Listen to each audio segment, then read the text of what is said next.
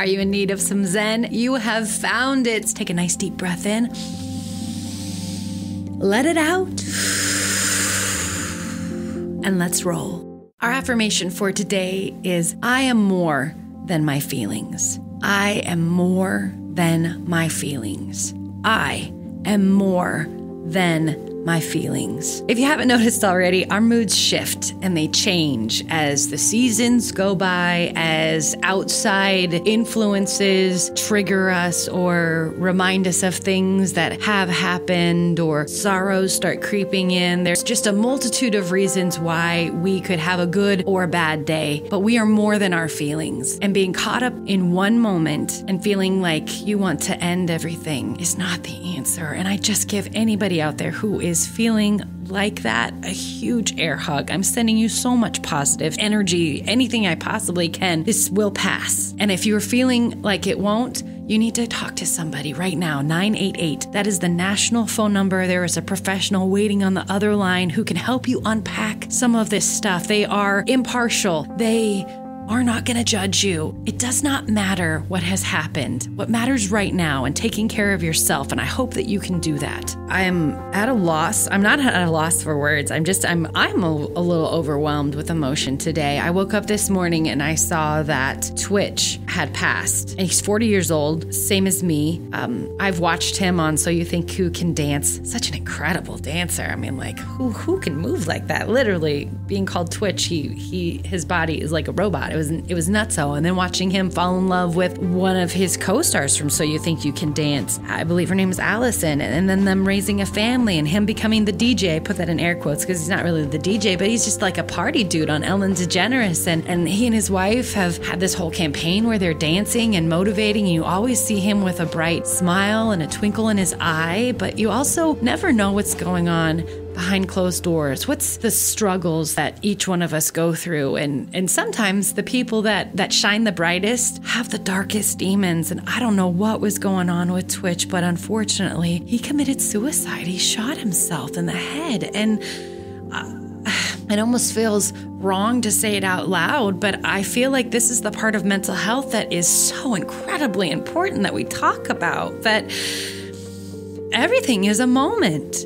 And you can feel overwhelmed, and you can feel sad, and you can feel angry, and you can feel disgusted at the things that you've done. But to take your life, you don't know what's next. There could be such amazing things on the other side of that sadness. And so I'm hoping if anybody is listening today, they take that with them, and they know you need to call, you need to reach out, you have to share your burden with someone. And sometimes the professionals are the best because, again, they are on the outside of this and they're trained to listen, to help you kind of work through what is stuff that you can fix, some of the stuff that you're going to need to figure out how to live with. Whatever was going on, I just feel so sad that he felt like that was the answer. And like, what was the thing that happened before he left his house and left his car and made his wife worry so much that she went down to the LA Police Department and was like, I'm really worried because he didn't take his car with him. And that's so unlike him. There's a lot of evil out there. There's a lot of people that are addicted to doing the wrong thing and dragging people into that with them because they feel so horrible. And I am not blaming or making excuses for those that continue to wallow in just uselessness. But at any point, you can reach out. You can call 988. You can start trying to figure out a better path for yourself. I want you to have that. We all should be happy at some point in our lives, and we all should feel fulfilled. And I just am really shocked that somebody who is such a bright light is gone, and that it's just weird, how life moves on and how you don't know people. You don't know what's going on with them. And so being kind is important, but also being aware that we hold a lot of power in ourselves, and we make decisions, and we're gonna make bad decisions sometimes. And I can't imagine what would make somebody want to kill themselves. And I really, really hope that if you're in that spot where you're feeling like it would just be better and easier for everybody if you were not around, just know that is not fucking true. I don't know where you got that thought, but it's not fucking true. And you're amazing. You're amazing. We're all amazing. I'm amazing. I tell myself all the time.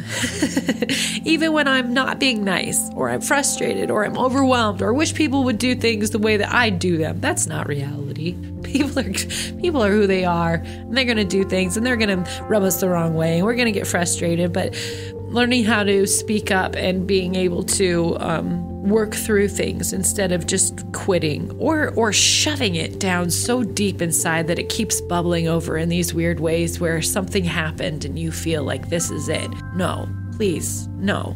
988. I know this was a sad one, but hey, gotta be honest, right? This is the tough part about radio. I was actually saying it I said it in yesterday's podcast that I have to be a shiny, bright light. And sometimes I don't feel that way. So thank you for letting me just kind of work through these emotions. I'm really happy that I have a partner who, really realized that this was a tough one. When my husband and I first started dating, I was really into Step Up and I liked that street dancing and all that stuff. I still am fascinated by all of that. And I think there's a part of me that was like, I could do that. Not really.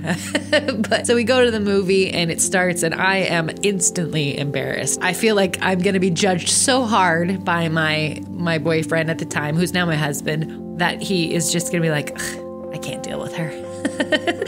That was our last date. It wasn't. Honestly, Twitch was the saving grace of that movie. And we have always laughed about how, remember when we went to that movie? And so it's been fun to watch his career and also have this inside joke with my husband. So to wake up this morning and think that it was a joke at first, that this wasn't actually what the deal was. And for him to be so kind and give me a hug and just acknowledge the fact that life is short and that there's underlying issues. Everybody has underlying stuff that is simmering, and it is so important to get help for those things and to not deal with them alone, because to be in a position where he felt the need to shoot himself, I can't even imagine. And my heart goes out to his family and his friends and everybody who has ever been touched by him, because he was an incredible person and his legacy will live on. But the important thing to mention also is mental health is an ongoing issue that needs to be addressed constantly, and it does not make you weak